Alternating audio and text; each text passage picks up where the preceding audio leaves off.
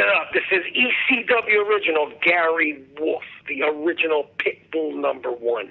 And you're listening to Unsanctioned Podcast with my boys. And don't mess with them or the Pitbull's coming to your house. Yes, sir. Money over here, money over here, yeah. Talk, gotta bring the city back. Let me know we still here, never gonna stop. Welcome to another banger of the Unsanctioned Podcast. I'm Luis Vasquez. Find me on Twitter at Luis Vasquez617. It's your boy Jay Holland. You can find me across social media at JOCity, JAYOCITY. That's on Facebook at that 781 at the end. And I'm Julio June. Welcome, Mr. Kaku himself. Yo, Jay. And for those who don't know, we're trying to get Julio June into the 21st century. Social media, Twitter handle.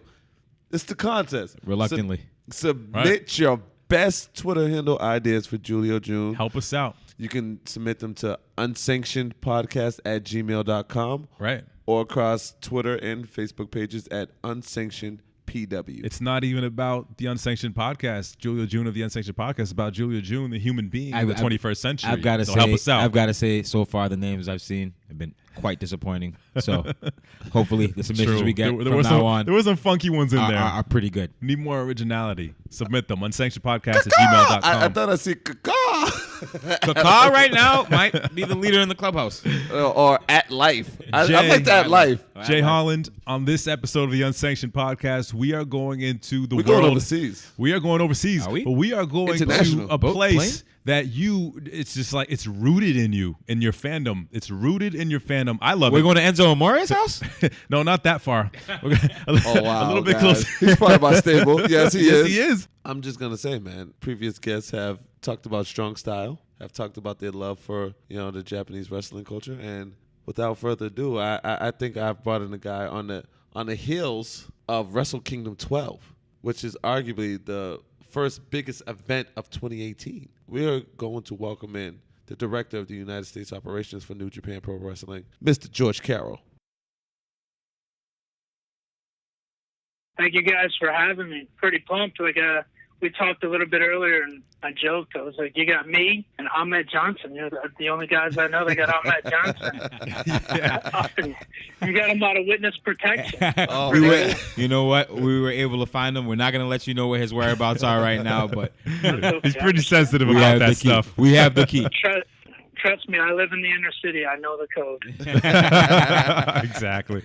Now, George, Jay kind of just ran down some of your accolades in the wrestling world, and one of those being, former being involved with Ring of Honor. Ring of Honor is a hot topic right now with a lot of their performers being on the mainstream and on the main level.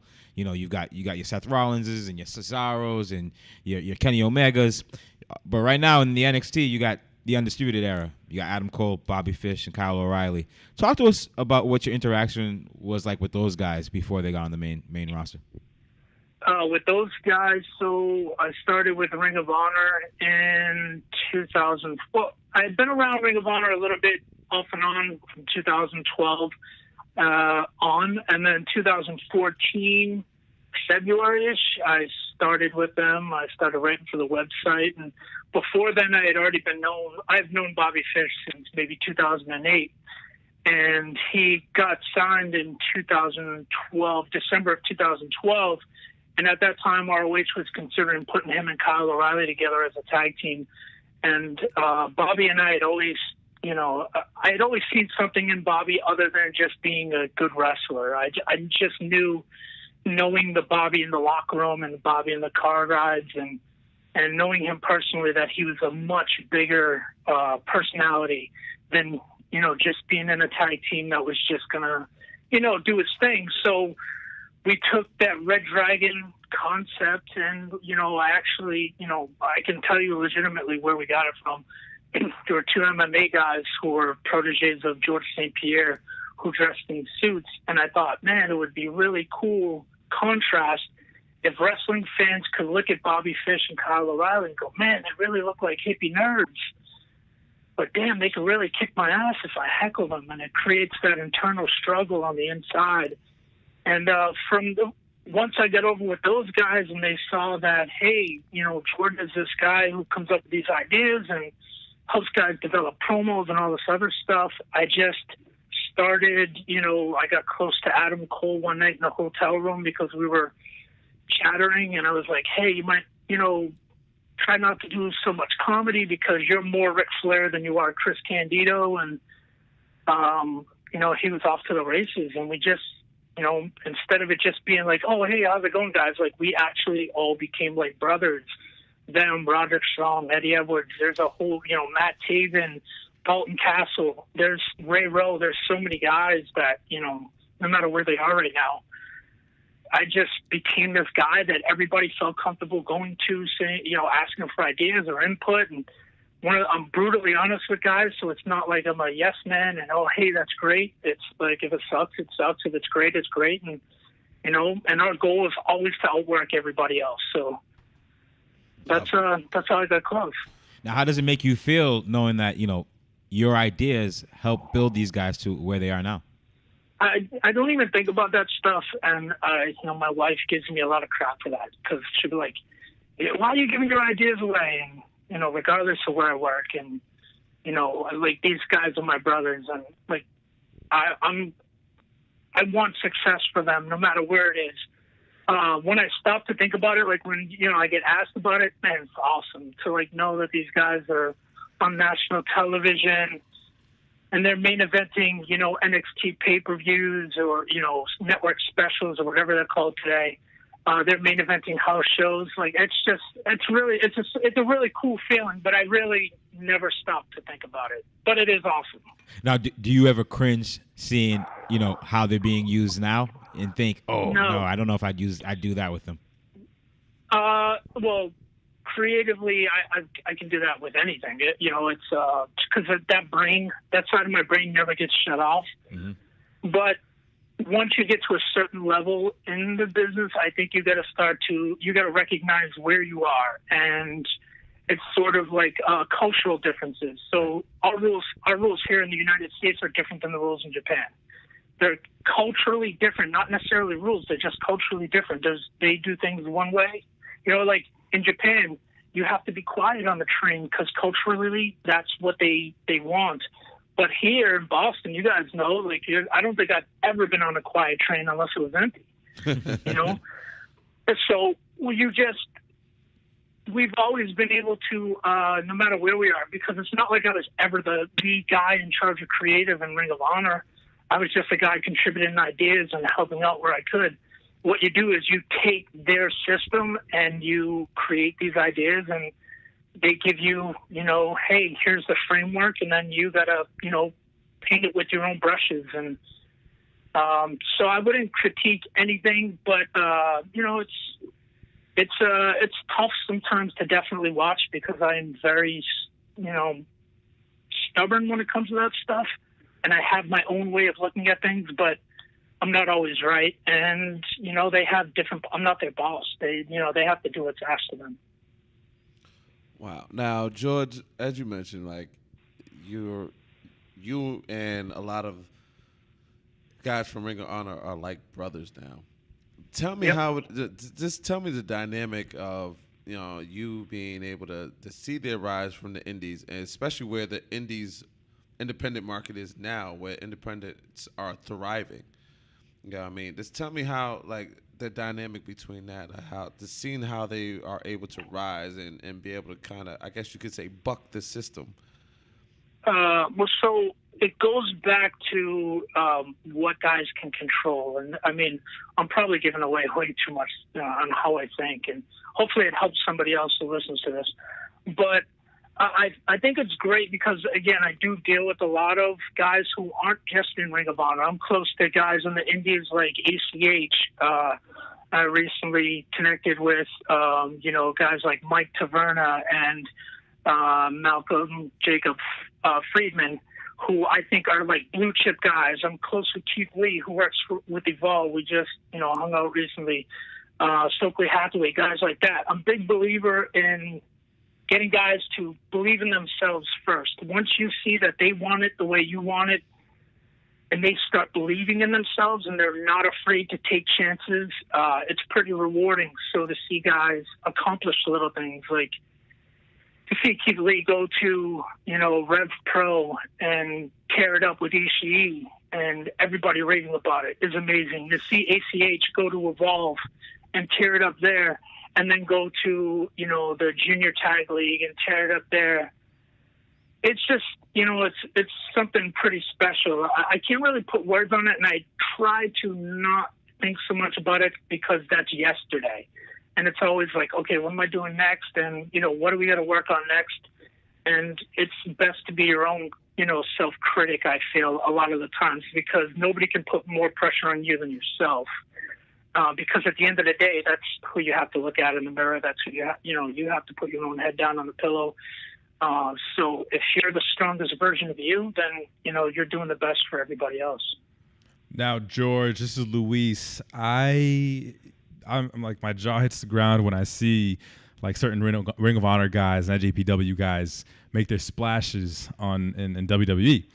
And I'm curious to know if you ever crossed paths during your time in Ring of Honor with who fans know as Mike Kanellis, but Mike Bennett. Oh yeah, Mikey. I've known Mikey since he was 16 years old. So what do you think of his run so far and his potential? Well, his potential is unlimited. I mean, Mikey is always the guy who he's super positive. He's been through a lot recently. He's actually going to be a dad soon, which is amazing because if you know Mikey, you know what a genuine sweetheart of a person he is. He has the good contrast because Maria is tough. She doesn't take any BS from anybody. Right. So they're a good yin and yang. Mikey's potential it's really, up to him. And I mean, look at him. He looks like $1 million. He looks the part. He's overcome a lot. He can talk. I think it's just a matter of, like anybody else, it's going to be opportunity, the right timing and the right opportunity for him. But I think he's going to be one of those guys who's going to be there forever. You're going to look back in 5, 6, 7 years and go, oh man, Mike Bennett's been here a long time. He's not going to go away because he's that dedicated to being as good as he possibly can be. Now, I haven't talked to him in a few years, a long time. I used to roll in the same circles as Mike Bennett with Brutal Bob Evans' EPW, Eastern Pro Wrestling. And so I did some commentary work, some announcing work, hung out with the guys a lot, and he was one of the guys that was constantly just in that circle. He's one of Brutal Bob Evans' guys. And for me to see someone like that evolve into what he is today is such a testament to the person I got to know in the interactions that we had, which reflect everything you just said. You're not just saying that because you're a nice guy. That really is who he is. And so when I see him get the flack from some a-hole fans on social media, it breaks my heart. It breaks my heart because this is a good, genuine guy who works his ass off, and I hope he sticks around because he will pan out. He will. Yeah, no, I agree. The internet is a nameless fate. It can be a hellhole. Name. Yeah, it's a faceless name.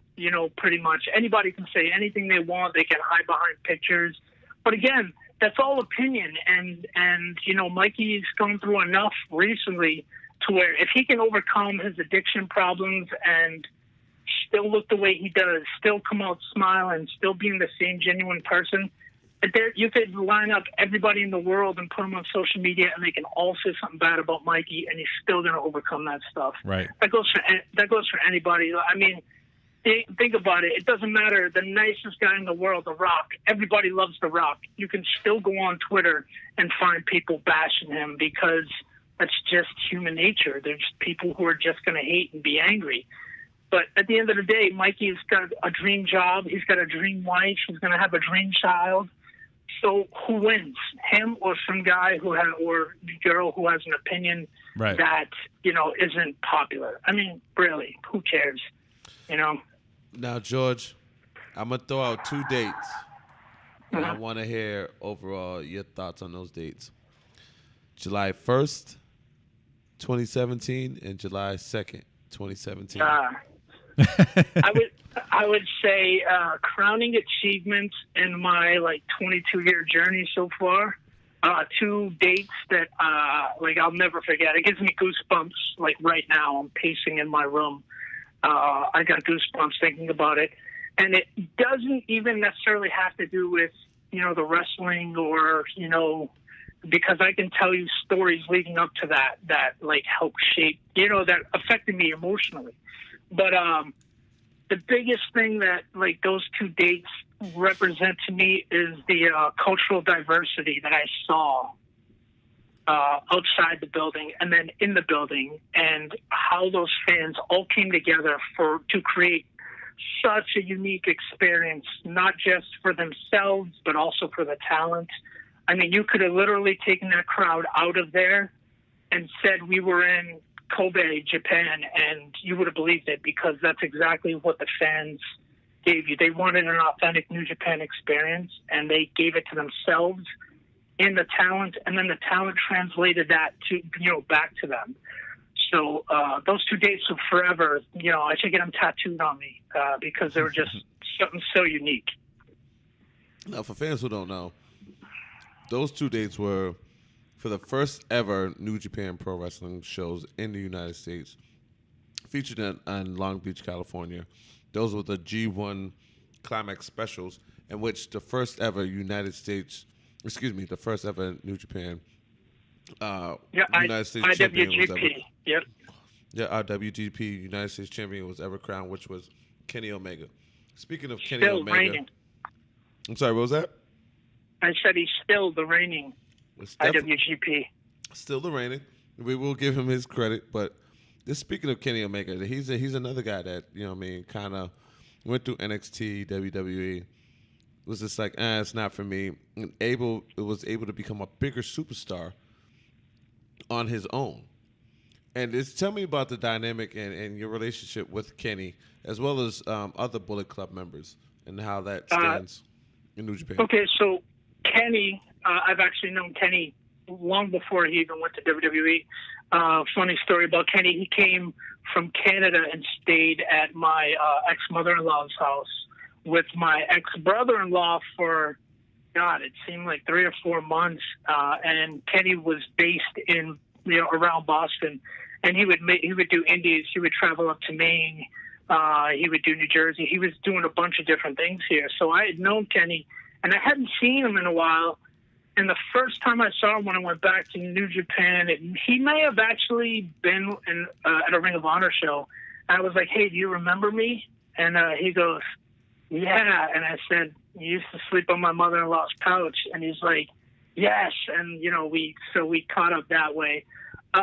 Kenny's a unique, once in a lifetime, not just performer, but an individual. Being around Kenny, he has, you can just see it. Like, you can just see he has that, when he walks into a room, he owns it, and he's not even trying. So I have a great relationship with Kenny. I always compliment him after he, tears it up with Okada. One of the 3 times he did it this year, I would text him and say, you did amazing. So awesome. So proud of you. Other Bullet Club members, the Young Bucks, love Nick and Matt. Had so much fun with them. They are such genuine humans. Again, they are, great dads, which to me, if you have children, how good of a father you are really is a testament to your character. And both of those guys, not even just as fathers, but seeing them, how they are with their lives and how they are with their mom and dad. They're just, Nick and Matt are awesome, and they're just fun guys to be around. They have a great energy. They're always thinking. They're always hustling. Cody and I got to know each other, this year, and since he's been with Ring of Honor, and, we've been around each other and we communicate a lot. Adam Page, I've known, through Ring of Honor, and I've watched him. The Hangman, I've watched him grow, and he's a guy that I think flew under the radar in the tag league for how great he is actually becoming. Marty Scurll is another guy. We connected through Ring of Honor and being around each other, and he's actually my son's favorite wrestler. And funny enough, I had to. I introduced my son to Marty at an ROH show, and they took a picture. And like a month later, I noticed my son, that there was the picture on his phone when he opened it was always me and him. And a month later, I noticed, I was like, hey, that's not me and you anymore. It's him and Marty. And I told Marty we had heat, because he's still my front runner spot. So yeah, like Fale, Bala Fale, like amazing guy. I was around him the July 1 and 2 shows. We communicate a lot. Tama Tonga and I, we're around each other a lot. The bad boy. The bad boy, even setting up, shows last year. The New Japan did a show in New Zealand last year that I set up, and one of the scariest, like, intimidating calls I've ever had to make was Tama gave me his father's number to call to set up an interview. Now, if you don't mind me interrupting here, for those who don't know, the bad boy Tama Tonga's father is Meng, who is considered probably the badass of all wrestlers. Right. Everybody says they want him. So I had to set up an interview with him and Justin Barrasso for Sports Illustrated. And who we've had on this show. He's the best. Right. I was legitimately nervous to call Haku and just say, hey, I'm George, I'm with New Japan. I'm trying to set up this interview. And he was the sweetest, like, most gentle guy. In fact, he gave me a big hug when I saw him in Long Beach. But yeah, I mean, the Bullet Club guys overall, Tongaloa, he's awesome. We've got to work together on Wale Mania earlier this year. I worked with Tama Tonga at MLW in October. Even their little brother, Hyperleo, Tonga Strat, like, he's massive. He's 6'8". He looks like The Rock. He's going to be a huge star, so put that name out there. He makes Fale look human. So yeah, I mean, the Bullet Club, all great guys. Like, Chase Owens is another guy. 2018 is going to be a breakout year for him. So I love that everybody keeps sleeping on him, because he's the guy, you look at and you're like, I don't really get it. Watch 2018, Chase Owens will be he's going to be the man. For me, for like 2017, I'm a belt guy.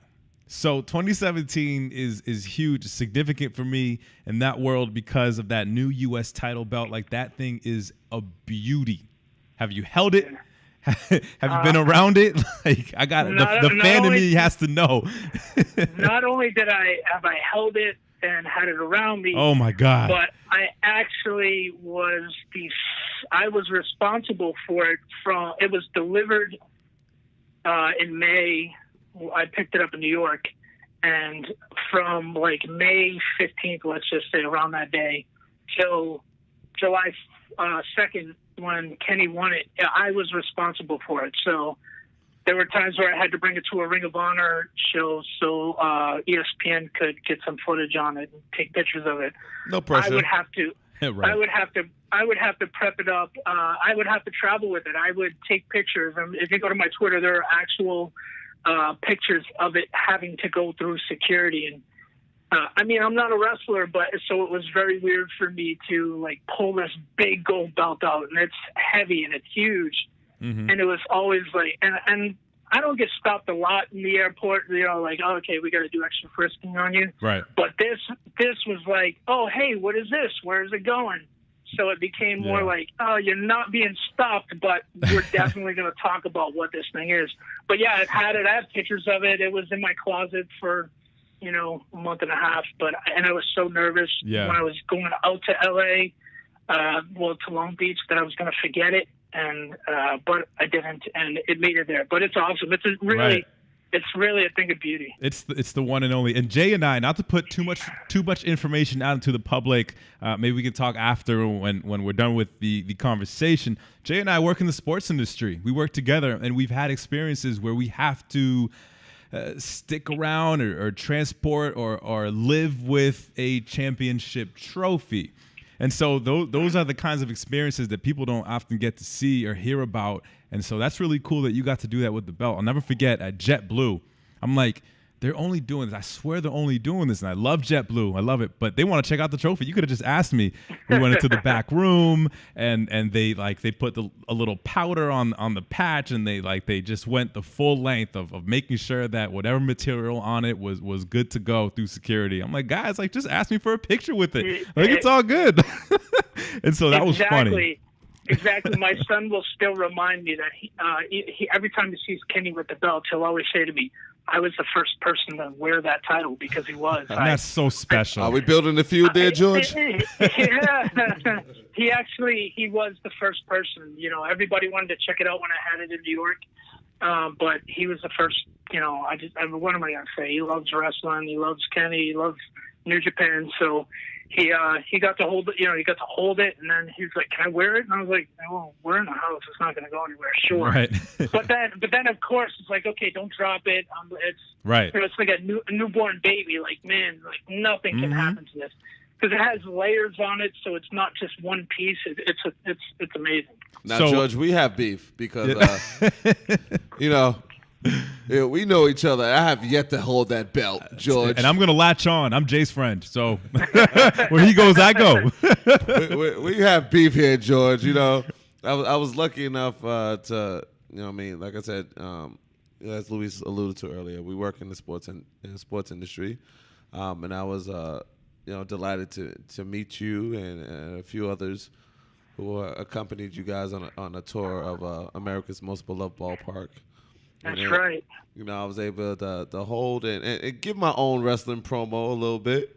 You know, I had Yeah, to. we're gonna have to make the Kenny one come through next. You know. Hey! We're here Don't to serve. mention that. Don't mention that because I'm gonna tell you, like I know Kenny probably looks at his Twitter and other Bullet Club members are like, who the hell is this guy? You know they see it. Talking about how he wants to be a part of being the elite. And what is the Unsanctioned Podcast? Right. So we could definitely make that work. And, you know, as people don't know, I do have IMDb credits. You know, I do have 2 feature-length films out there. But you're not verified on Twitter yet.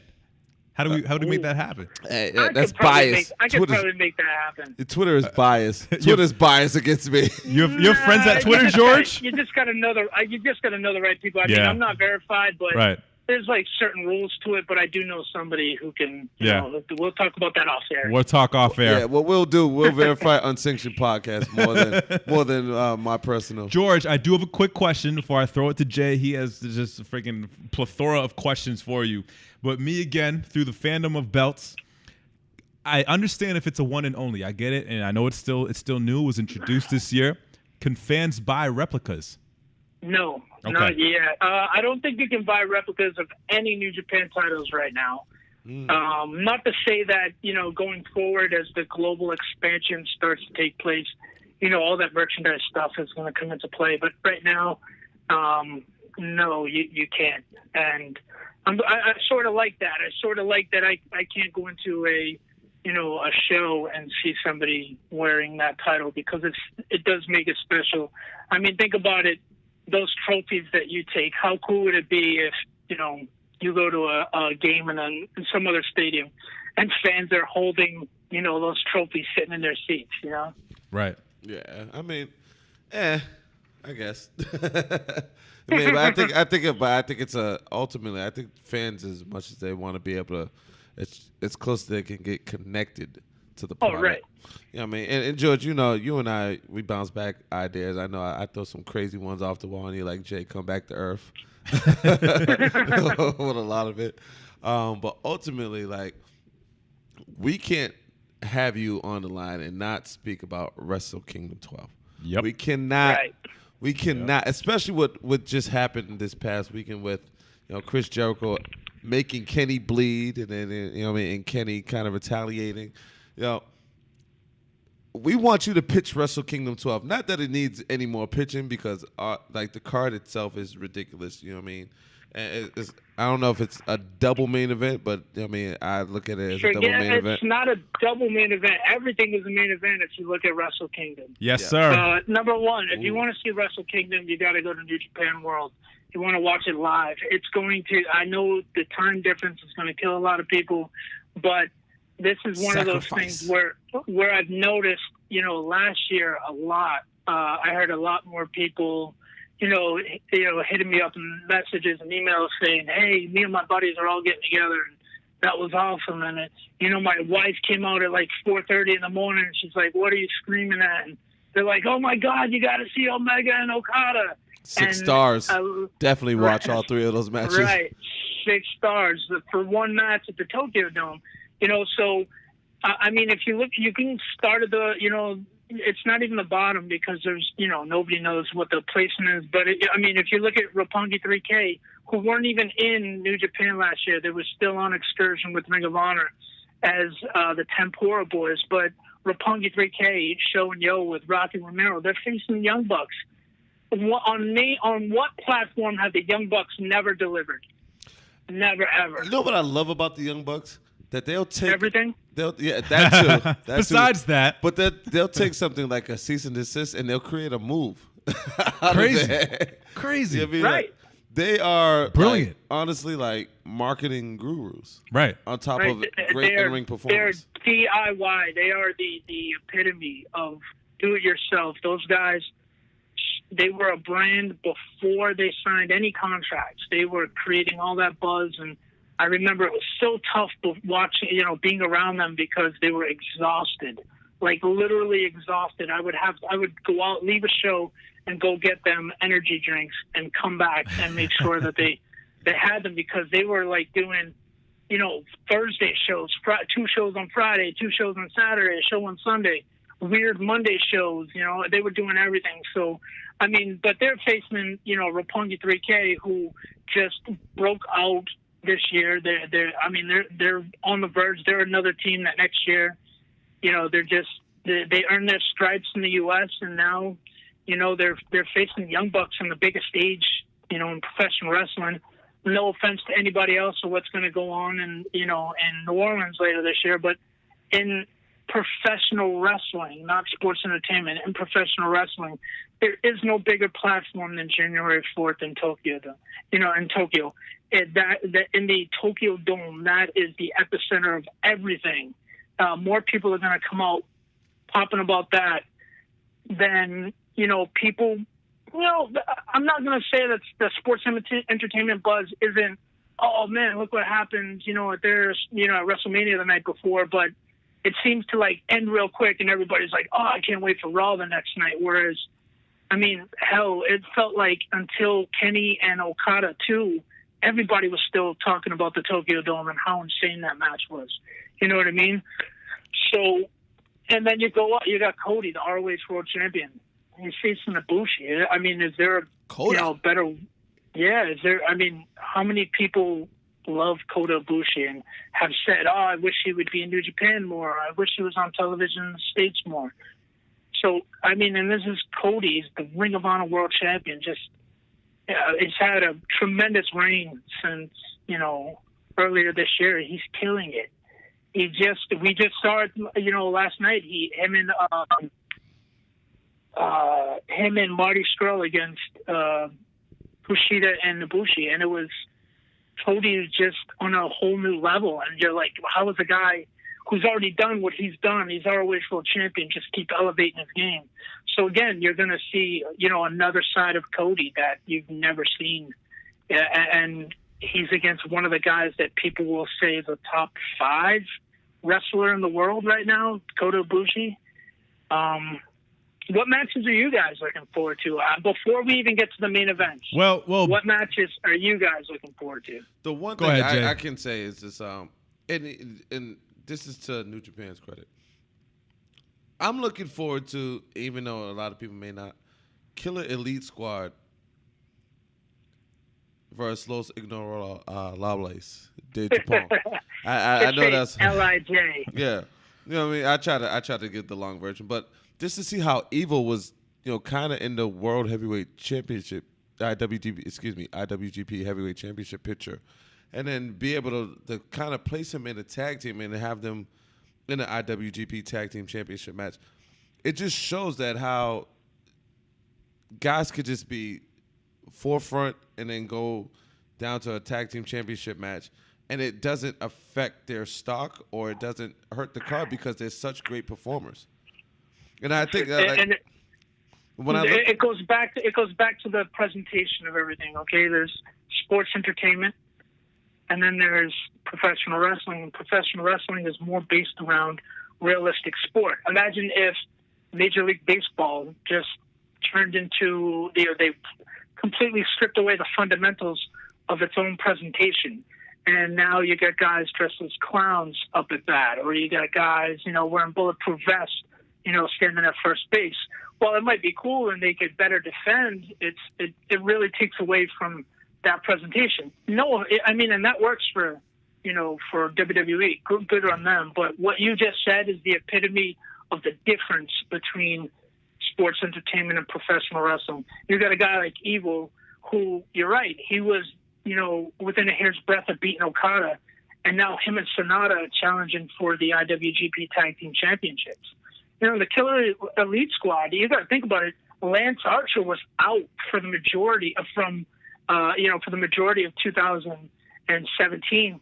Him and Davey Boy come back, they win the tag titles, and now they're already in the Tokyo Dome, at Wrestle Kingdom against two guys. I don't think there's a hotter heavyweight tag team than Sonata and Evil right now. No. But if I was to sit, I agree with you there, but if I was to bank on my match of the night, and it's going to be tough because when you have Kenny Jericho on the card, when you have freaking Naito, who that G1 was just amazing. When you have Naito versus Okada on the card as well, it's hard to say there's going to be a different match that's going to be match of the night. And what I feel is going to be match of the night is going to be the four-way match for the IWGP Junior Heavyweight Championship. You have Marty Scurll, who is the champion. He's going in versus Takahashi, versus Kushida, versus Will Ospreay. Right. That right there, I have it circled, and I have. Trust me, I have the Dunkin' Donuts app, so I will be placing my order early. I will be running to Dunkin' as soon as they open. Best thing ever. Yeah, just to get my Dunkin', so I'm up to watch that match. It's someone who was gracious enough to bless me with some New Japan credentials, so I can watch that via the New Japan Pro Wrestling app. I seriously recommend it for those who have Amazon Prime with the Fire Sticks, because I know Fire Stick is the new wave. New Japan Pro Wrestling is available as an app on the Fire Stick, so make sure you go get that as well. Yes, it is. It is, and that match right there, think about it. If you go match by match, there are matches, there are very few matches where you're like, they're all something special. To me, I'm looking forward to Jay White and Tanahashi. How did I know love that? Jay White. I was looking at that. I love Jay White. Jay is he's just one of those guys that he's a franchise type talent. And Tanahashi is one of the best in the world. He's a once in a lifetime guy. He is the ace. He's just simply amazing. But Jay White's man on a mission. I think Jay's going to surprise a lot of people. And again, 2018, what better way to start your year than knocking off Tanahashi in your first match back in the Tokyo Dome for New Japan Pro Wrestling? Yeah. There isn't. There's no better way. And then we got the main events. Wait a minute, these main events. Now, are we ready? I don't think the people are ready for the main events. Let's take a poll in this room right now. What is you guys, before you come to me, what is your pick to be? And what is being billed as a double main event, but Tetsuya Naito said there's no way. This isn't the main, there's only one main event, and it's he and Okada. But what's your guys' opinion? So the American in me, even though the both guys are from Winnipeg, wants to say so the obvious Jericho, choice, aka Alpha versus Omega. But to me, the main event has to be Okada Naito. Like I said, I was watching the G1, and to see how Naito was able to capitalize and win that tournament and earn that right, and then to see how Okada has just been on a tear for the past year. He's been fending off challengers left and right. I think that match is ultimately going to be something special. And if I want to be bold, I think I'm gonna go on a record here and say I think Naito kind of goes over. I'm just putting it out there. Oh, you took it a step further. I took it a step further. Wow. I Prediction. put it out there. Before we get to you other guys about who your favorite is, listen, you got to think about this, how this night looks right now. So you got Naito, who could potentially walk out as the IWGP Heavyweight Champion and knock off the guy who has the longest reign as the IWGP Champion. He's closing in on most successful defenses of the IWGP Heavyweight title. If you think about just the 3 Omega matches, forget about any matches with Naito, forget about any matches with Evil and everybody else he's knocked off this year. Okada is just ridiculously amazing off the charts. But then you look at Hiromu Takahashi could walk away the IWGP Junior Heavyweight Champion. And then you got Evil and Sonata who have a shot at the, IWGP Heavyweight Tag Team titles. I mean, this could be a coming out party for LIJ, for the record books. It's a new dawn of the Four Horsemen in 1988 when they held the NWA World, United States, and Heavyweight Tag titles. I mean, it's ridiculous right now what could possibly be in their future.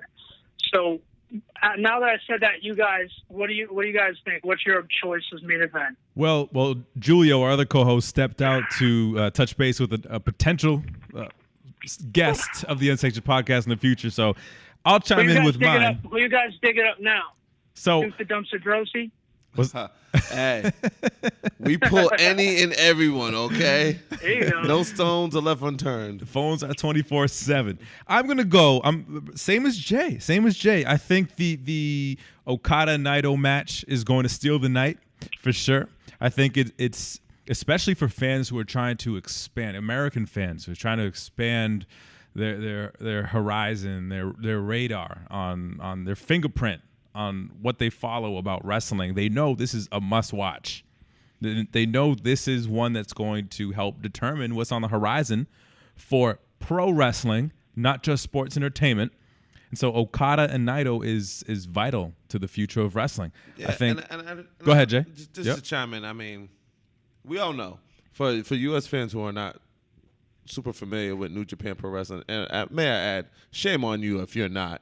Because if you listen to the Unsanctioned Podcast, we had some guests on here who are very, very pro strong style, very, very pro New Japan Pro Wrestling, such as MVP. Yeah, he was huge on it. Yeah, but we all know. I mean, Jericho Omega. Everyone is factored on that. Everyone loves that, the idea of that. And I'm for it too. And ultimately, I hope Jericho goes over so that, selfishly, if we do make it out to Long Beach, we could see a rematch. But I think I'm not George Carroll, but I think why not? Why not? It's a moneymaker too. George, I'm putting the bug in the air now. I would, as a fan, we want to see it. We got to see how the Tokyo Dome goes. So I'm just saying, if you have any influence, like, hey, right. Gato, look, Chris may need to go over somehow, some way. You know what I mean? Have a run-in or something. Right. I think a beautiful thing is happening here. It's very organic with NJPW. As always, the Omega Jericho hype and attention, which is very much deserved and is going to be a beautiful feud and a beautiful match. And you guys are doing a great job with tiptoeing around, not creating hype, but just creating excitement around it and doing it right. I think all of that attention will bring a lot of extra eyes on the Okada-Naito match, and people will be blown away by both. But I'm equally as excited for both. I think the Cody match will be great. And hello, Belthead here. I need to ask: do you think Cody will come out with the Ring of Honor belt? Yeah, I mean, as long as he's Ring of Honor World Champion, you still have to get by Dalton Castle at Final Battle, which is coming up.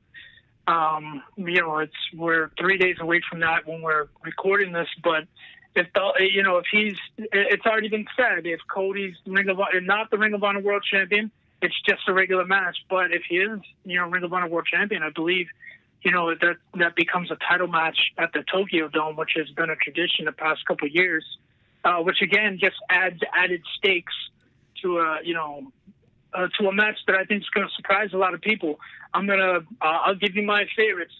Without a doubt, to me, Okada and Kenny Omega are 1 and 1A. There's no, they are the Ric Flair. They are the Ric Flair and Ricky Steamboat of this generation. Yes. They are, the Jack Briscoe and Dory Funk Jr. They are just two guys that you'll like career rivals that you want to see. They are the Young Bucks and Red Dragon from a couple years ago, where there's just unlimited. You just can't get enough of it.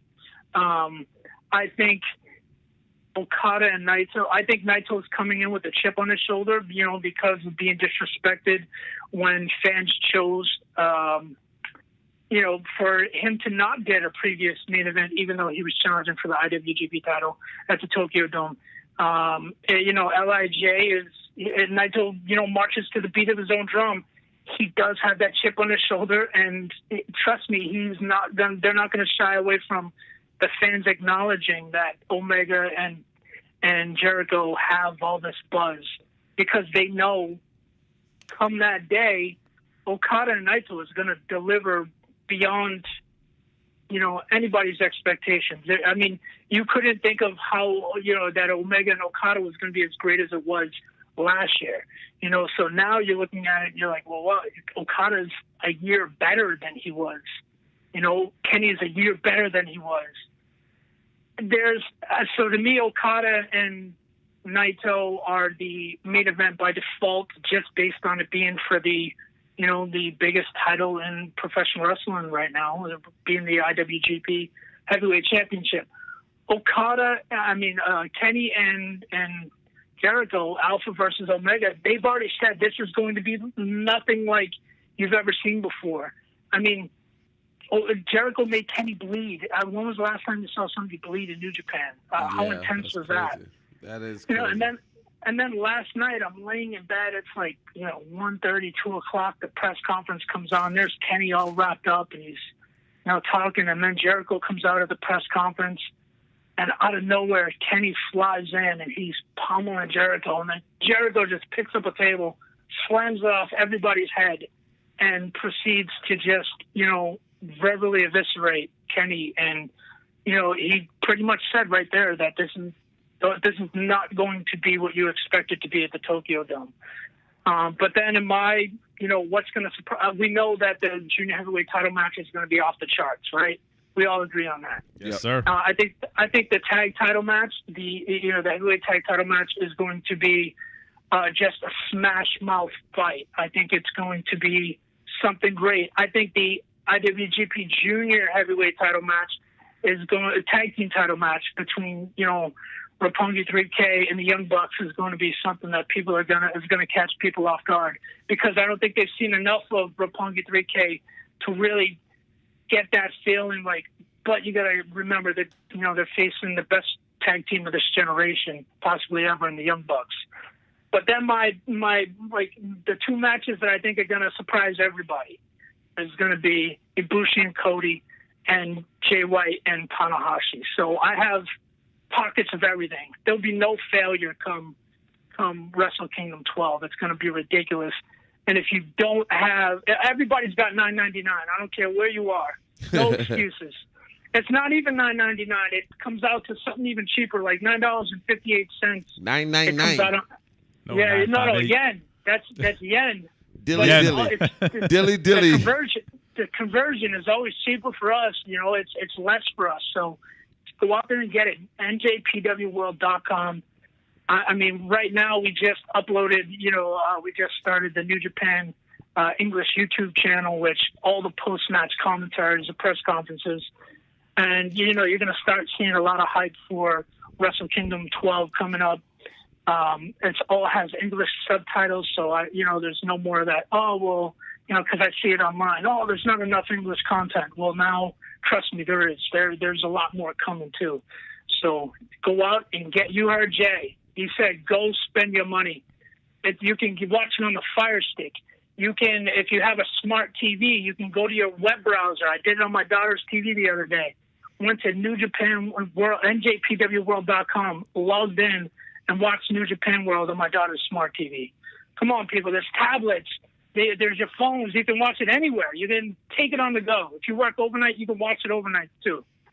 And it's not just for Wrestle Kingdom. I'm not telling you just to get it for Wrestle Kingdom. You get all this, the current shows. You can go back and they've broken up some of the greatest matches in history in New Japan. You can see guys like Hulk Hogan, Ric Flair, Dusty Rhodes. You can see Stone Cold Steve Austin. You can see Ravishing Rick Rude. All these amazing talents. Like, you're not even see them before they were stars. These guys were international stars when they went there.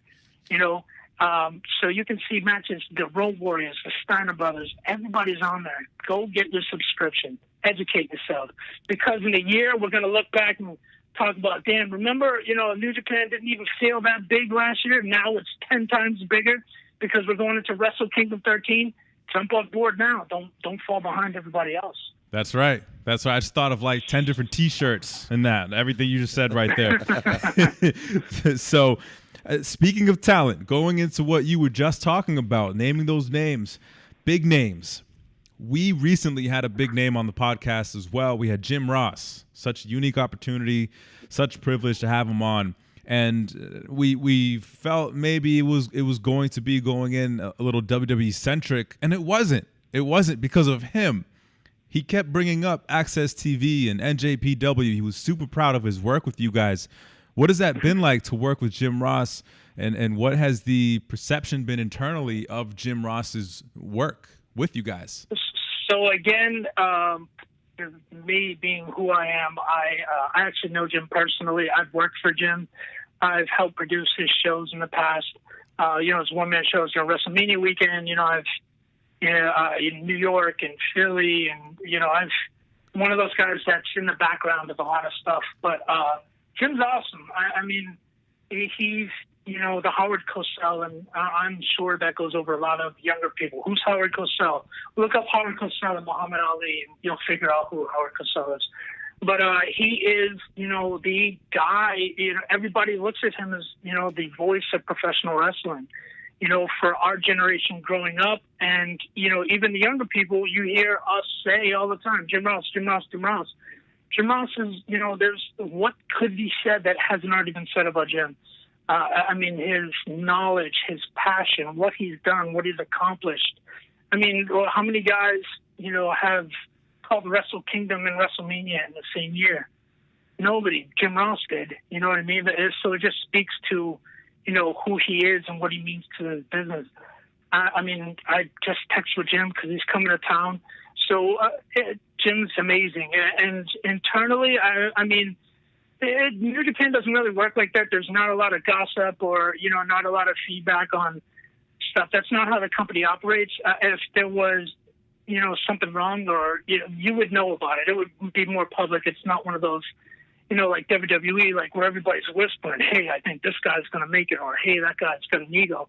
No, everybody knows what Jim Ross is. He's the best at what he does. There's nobody better. There are guys that are coming up, the Kevin Kellys, that are, right behind him, much like Lance Russell might have been right behind Gordon Soley. Then there's other guys, that are doing, a great job, for WWE. And, Josh Barnett is Josh Barnett. He has a knowledge of Japanese professional wrestling. He wrestled for New Japan. He's wrestled in Japan. He's, former UFC heavyweight champion, so he knows a lot about striking and the ground game, so he gives you good color.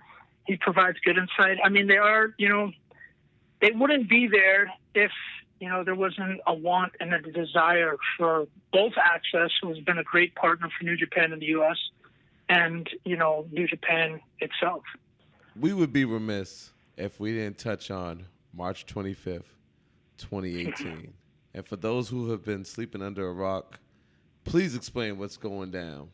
So March 25th, there's not a lot of details right now because obviously we want everybody focused on Wrestle Kingdom 12. Mm-hmm. But on Sunday, March 25th, it's Strong Style Evolved, which Gato at the end of night 2 of the G1 USA specials mentioned that this is the United States is going to see Strong Style Evolved.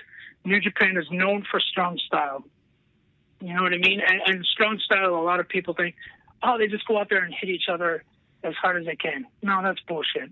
And you really need to educate yourself on what strong style is. Strong style is, it's sports-like competition. It's storytelling. It's everything that that people grew up with fundamentally with pro wrestling before it took a more entertainment turn. But on March 25th in Long Beach at the Walter Pyramid, details, coming out soon. Make sure you get over to NJPW1972.com. Check that out daily because we're going to be uploading content. We're going to be uploading news. And then you can expect more news, like I said, coming up about March 25th. But at the Walter Pyramid, Strong Style evolved. I think we set the bar really high on July 1st and 2nd. I mean, your main events both nights were, ridiculous. You got to see Kenny defeat UCE to become the first IWGP United States Heavyweight Champion on night 2. So the bar is very high. You know what I mean? Coming in. And I think we're going to come in and we're going to kill it again. And, like I said, come this time next year, New Japan's going to be twice as big, not just in the United States, but globally. It's going to be a monster, and March 25th is just another chance for actual U.S. fans. This is in an arena. Go look up the Walter Arena. This is in an actual arena style setting. You're going to see something special. You're going to see a major presentation from New Japan Pro Wrestling. Oh, man. Like, as I mentioned, the Unsanctioned Podcast is looking to be there. There's no doubt about that. And, hopefully we can just be there to take in the festivities. We don't want to have to record a podcast, but if we must, we are more than willing to do so. George, if you insist, geez, hey, fine. Gosh. Listen, it's gonna be something. You guys got to get out there. I know, your schedules is tough, but listen, you missed last year. You definitely don't want to miss this year because definitely not. Before you know it, it's going to, like I said, it's 2 times, 3 times bigger. It's everybody's going to want to be there. Everybody wanted to be there. We sold out in like 11 minutes. I know on the books it was 2 hours, but that 2 hours was just the single tickets. We legitimately sold out in like 11 minutes. The July 1st and 2nd shows on the initial selling of tickets. And the woman said, oh, yeah, you just got a couple of single seats here and there. But I expect Long Beach this year to just be off the charts. Fans are going to come in even more hyped. More people know about New Japan.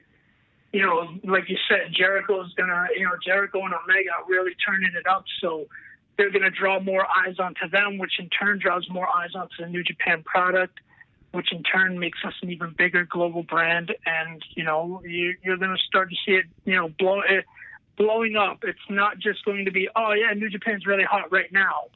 You're going to keep saying right now, and eventually you're going to look back and go, wait a minute, where do these guys come from? Now we're selling out 10,000-seat arenas, 15,000-seat arenas. Mm-hmm. Because we're tireless. Like, none of us will give up. We're just going to keep pounding that pavement and looking for every opportunity to prove that we're the best. As you mentioned, the 10,000-seat arenas, there were some Bullet Club members who are aiming to do that in early to mid-2018. So we'll see how that goes. But, of course, as you mentioned, last year's G1 specials sold out within 11 minutes. So if you could just hold about 3 tickets for us, preferably ringside, that'd be great. At least beat around the bush, Jay. Jeez. No, Jay don't need to beat around the bush. I'm taking you guys. Thank you, George. Get to Long Beach. I'm telling you, get to Long Beach. You guys will get those media. There you go. You get those media credentials, and you'll be there live and in person. Yeah. So. He said the magic word, media credentials. Well, we know to bring the mics, and I'll make sure, Jay, we splash into your JetBlue points. All right. Oh, definitely. Add them all onto my JetBlue points because initially I would like to take a trip for free. George, huge thank you for your time. Exactly. Oh, thank you, guys. Before we wrap, we want to just. We always like to provide the opportunity for our guests to, push out. How can people find you across social media? And more importantly, man, once again, for those who don't know, this is George Carroll we're speaking with. He is the director of U.S. operations for New Japan Pro Wrestling. Just tell us any and everything that you're involved in, whether it's New Japan or not. And like I said, just put it out there. Let the people know. And where people can follow you. Yeah, right now New Japan is my focus. That's it. Go to New Japan, our English website. Everything is written in English, articles. NJPW 1972. You can go to Instagram. It's Instagram /NJPW 1972. I am on Twitter at gcarroll77. And, that's about it. You'll see me everywhere. I'm sure I'll see Jay 100 times, intermittently somehow. But I'm everywhere and then I'm nowhere at the same time, which is a pretty good thing. But I'm always busy. We're always working on something. And I promise you guys, just pay attention because New Japan is working on some amazing stuff that is going to get a lot of people talking. But most importantly right now, get to NJPWworld.com for less than $10 a month. You subscribe to New Japan World. It's service. You can watch it anywhere on the go. It has an English option on it. It may pop up in Japanese initially, but right at the top center of the screen, you just click on the EN. It turns everything into English. Jim Ross. And they'll build. Yeah, you can. JR. Well, I'll get to Access TV, but New Japan World, you subscribe. It's every 30 days. It's less than $10 a month. And there's live events all the time. They just had the World Tag League. So there were full live shows. And then on the shows that weren't fully live but featured World Tag League matches, it breaks it down so you could just watch the Tag League. So you could watch every match individually. For the G1 Climax last August, which everybody raves about every year, you got to see every G1 Climax match, in both blocks. And it's really unique. It's really special, and it's getting stronger. There are documentaries on there with guys, one of my personal favorites and a guy I love and I work with a lot, Juice Robinson, who again, in 2018. In 2018, Juice is another one of my guys. I'm telling you, we're putting together an all-star squad of guys that you don't see coming. And in a year, you're going to go, man, George was right on these guys. Juice, there's documentaries on Juice. It's called New Japan on the Road, and you can follow, series of, 15-minute packages on, what it's like for a guy like Juice Robinson traveling in Japan. They did one on Kenny as he traveled from Japan to the United States for the G1 specials in the USA. There's ones on Fale and Tamatonga, what it's like to be a foreigner in Japan and traveling and adapting to their culture and what you're feeling. There's really some unique stuff up on there that a lot of people haven't seen yet. And for $10 a month, you waste more than that just going to the corner store nowadays. Now you're going to get a lot more back for your money. And it's not going to make you fat either. You can stand up and walk. You can get on the treadmill and watch New Japan World like I do. I use it to watch, to keep me entertained while I'm doing cardio. Right. And then every Friday night, 8 p.m., Access TV. The big complaint on Access used to be, it's so far behind. Now I think sometimes, there's 2 or 3 week delay between what's live in Japan and what they are airing on Access. And the Tokyo Dome on January 4th is actually going to be broken up into segments and will air on Access TV on January 6th. So, listen, you guys want New Japan. We want to give you New Japan. You're going to get the best of New Japan. It is the best professional wrestling on the planet. There's nobody else in their league. There's nobody else that can drive them anywhere. We are like the fucking team right now, and nobody can beat us. We're the fucking Cavaliers. We're the New England Patriots. We are all combined. We are the fucking teams that are running this right now. Whether it's with the Young Bucks and Kenny Omega, the Elite, Okada, Naito. There's nobody better right now. There's no better all-star squad than what we have right now. So follow me, but more importantly, follow New Japan, because that's the brand that is the future of professional wrestling. Wow, George, thank you once again. That is definitely amazing. Huge. Yeah. Yeah, I mean, for those who are, like I said, sleeping under a rock, Wrestle Kingdom coming up Wake up. January 4th. Wake up. Wake Wake up. Tokyo Dome. But for those who don't want to take that 16-hour flight, make sure that you guys are logging on. If you have the Amazon Fire Stick, all you have to do is just look up New Japan, and you can download the app. But NJPW 1972, definitely look that up. New Japan. Just Google New Japan, period. And as George mentioned, it's less than $10 a month. I mean, it's even less than $9.99. I mean, a lot of people want to say that. Think of the Herman Cain tax plan, the $9.99 tax plan, but it's even less than that, just currency-wise. But if you love wrestling, this is what it is, man. Go support New Japan. Make sure you guys are checking it out. Like I said, Wrestle Kingdom's up in January, and then we have the Long Beach event March 25th. And I mean, more importantly, we need to get on Being the Elite. We are pushing for this. Unsanctioned Podcast is elite. We need to be on Being the Elite. I remember. Damn, Jay. No. Pushing it. I've told you, man. We're straight shooters. We can be Bullet Club members too. You know what I mean? We're 1 suite, 2 suite, 3 suite, whatever they want to be known as. All right. Don't let him scare you off, George. This street can go two ways, and we'll talk about it off air. Hey, who knows? Maybe you know this. You guys are in Long Beach, and Yeah. you know the whole elite crew is together. We'll be background guys.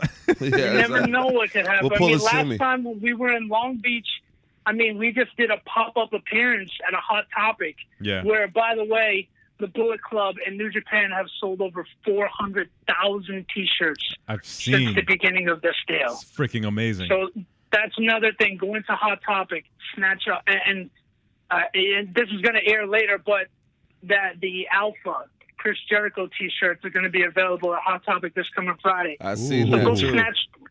snatch one up. Yeah. We'll be at 1 million by the Tokyo Dome. So Big time. listen, the hottest brand get there. So yeah, being the elite, you never know. Maybe we can make it happen if you guys make it to Long Beach.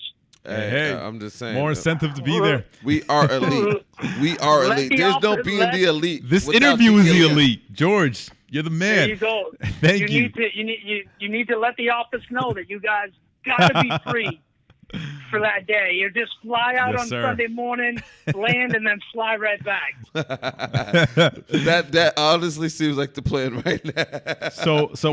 So our guy George Carroll here from NJPW, he was very humble towards NJPW and gave you all the outlets and I just want people to know where to follow you, even though you mentioned it, but you gave NJPW so much love on their outlets. Please give my guy George Carroll a follow at GCarroll77. So GCarroll 77 on Twitter. I'm actually doing it right now myself. I'm pressing the follow button now, and I'm going to be digging through. I'm telling you now, no creeper status. I want to see the videos you were talking about the belt going through security and all that. I'm a belt head. So if you want to see this stuff behind the scenes, follow George on Twitter. And Thank you, guys. You got know it. what it is, George. We thank you. We appreciate you very much. I mean, you are like a brother from another. So you're without Thank any you. saying, man, anything we can do in regards to you, let us know. We would love to have you back on in the future. Yeah. Of course. As we get more details on stuff for March 25th together, definitely love Great. to get back to you guys and Perfect. and discuss that. We're happy to plug All it. right. Yep. Wow, Luis. I told you. There it is. Your dream came true. An I told you. NJPW themed episode of the Unsanctioned Podcast. We went international. That was cool. That was cool. I told you once we go international, things are going to be bright and on the horizon. And I remember over the weekend, you was just like, wow, Jericho has arrived. Jericho's arrived. I marked out. And then who do we get on the Unsanctioned Podcast? You worked your magic, Mr. Booker. You got one of us. I don't want to pat myself on the back, Yeah. but Pat. Barry George is Horowitz. awesome. George is awesome. Please give him a follow. All right. Look for George on Twitter.